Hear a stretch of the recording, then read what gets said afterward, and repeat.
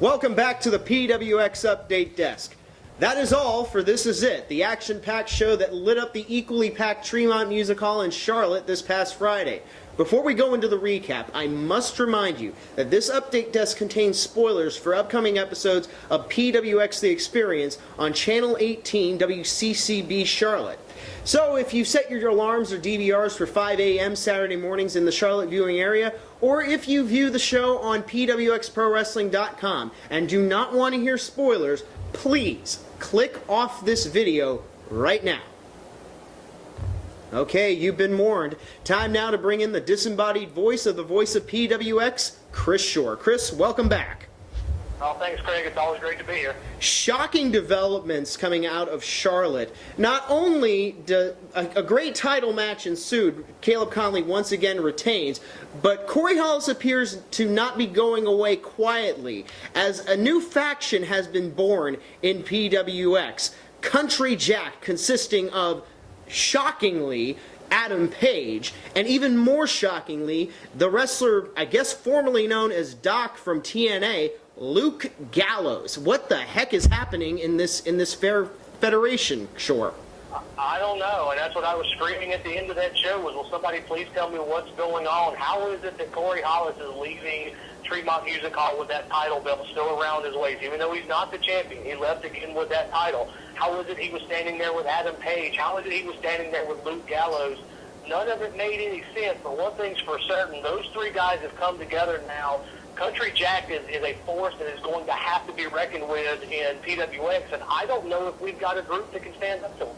Well, nor would anybody want to. But it makes sense, at least, for Adam Page. Adam Page, who lost earlier in that the evening to newcomer to PWX anyways, Kyle Matthews, he wound up losing that matchup. Corey Hollis came to the ring, got into this guy's head, saying that nice guys don't finish first. In fact, nice guys finish last.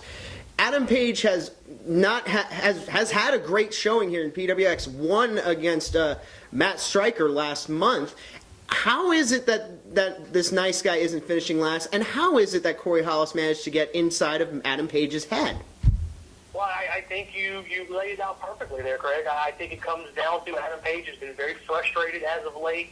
He's had a lot of injuries there at the hands of Cedric Alexander. I mean, he closed out the night stomping on the hand of Cedric Alexander, calling back to when Cedric broke his hand totally by accident, you know, but he's had all his frustration. Cedric, of course, broke his nose in the middle of that ring in Tremont. He's had a rough go as of late, and he's not had a lot of success. And, you know, we talked about this that night on commentary. Say what you want about Corey Hollis, and there's a lot to be said about what Corey Hollis has done over the past few months. But the fact remains he was in a title match that night because of all those things that he's done. I don't agree with them. I cannot condone them.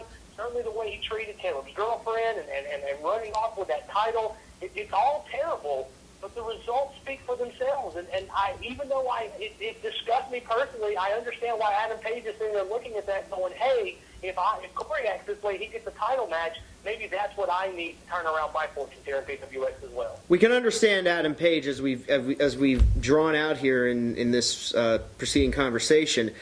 Luke Gallows, huh? That's my question, really, huh? I don't know.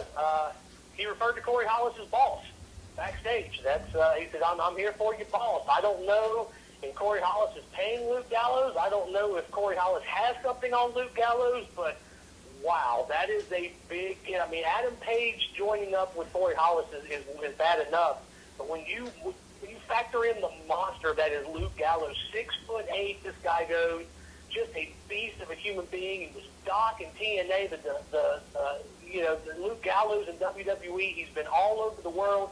He's wrestled in the big leagues, and to come into PWX like he did, taking out a giant of his own in Zane Riley, I mean, you know what? He is the deal breaker here. When you have Corey Hollis and Adam Page together, you're concerned. When you add Luke Gallows to the mix, you have to be a little bit terrified.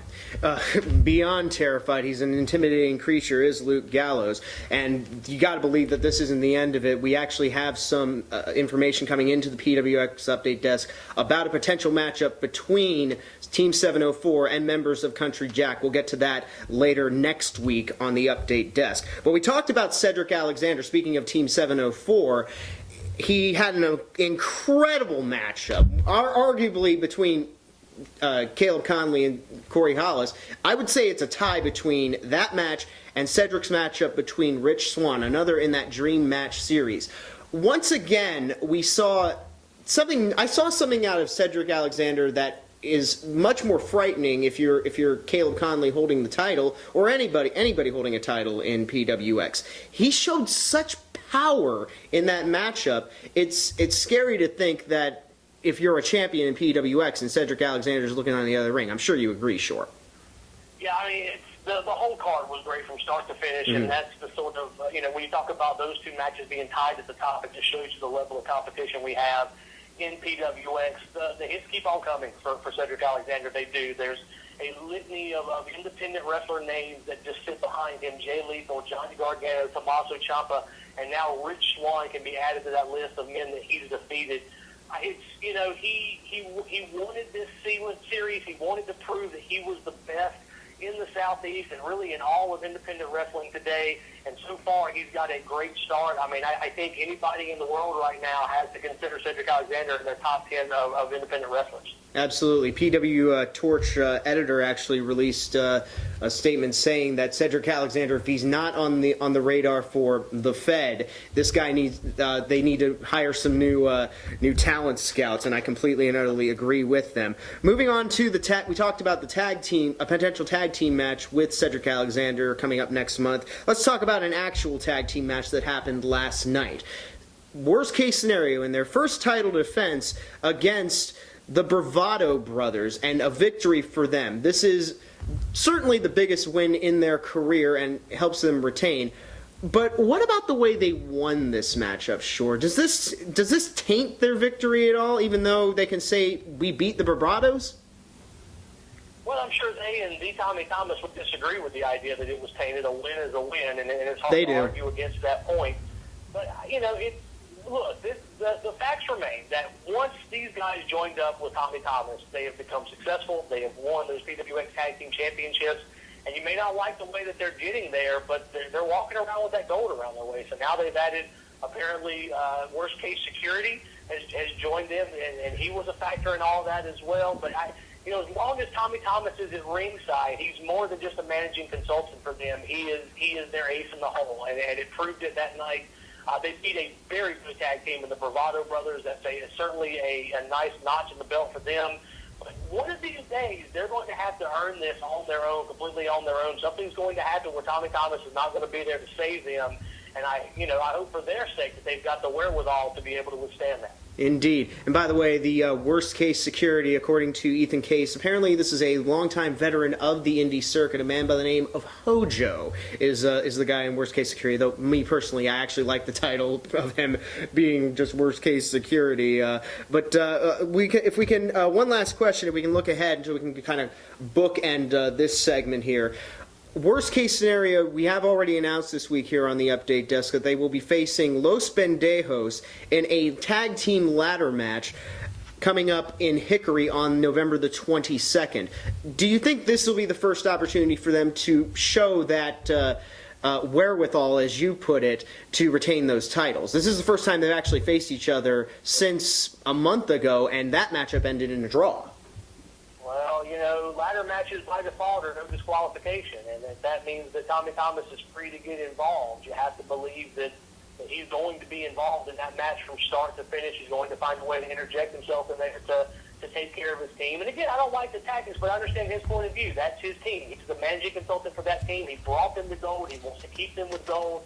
And so I understand it. Los Pendejos is going to have their hands full. That means they're going to be wrestling at least 3, if not 4 people that night in that match, and it's going to be a tough road for them. But if there's any team that has wrestled worst case scenario and is familiar with the antics of Tommy Thomas, it is Los Pendejos. Like you said, they went to a draw last time. I don't think we get a draw here, but still a tough road for both of these teams going into that ladder match in Hickory. Indeed. Well, that's all for Chris Shore, the voice of PWX, and he's also a very accomplished author. You can find his ebook, The Following Match is a Dark Match. I hope I got that correct, Shore. Available on Amazon. Yeah, available on Amazon.com and wherever you can find your fine ebooks. Thank you very much again, Shore. We'll see you next time. Thanks for having me, Craig. Indeed.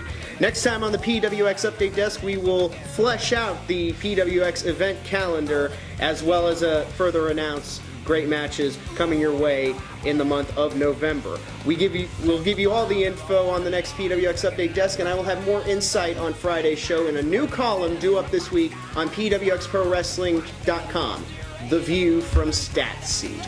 So long from Charlotte, I'm Craig Veltri.